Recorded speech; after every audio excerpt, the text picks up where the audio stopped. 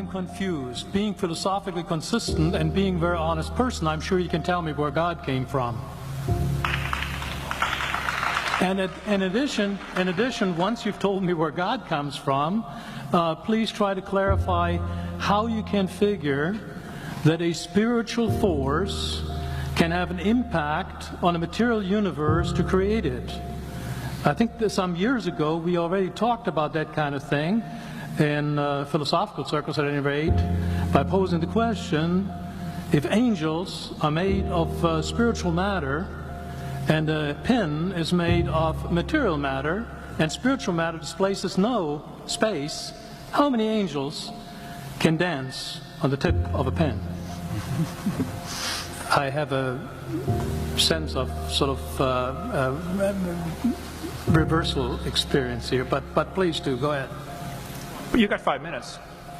Now, I just want to know which question. That's all right. You may take the rest of the minute. We're supposed to do one question at a time. Which one would you like?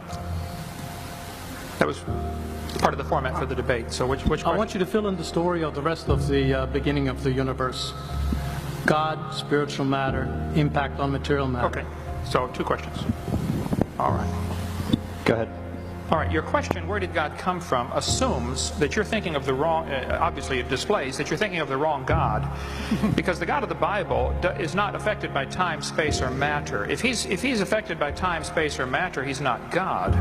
Time, space, and matter is what we call a continuum. All of them have to come into existence at the same instant, because if there were matter but no space, where would you put it? If there were matter and space but no time, when would you put it?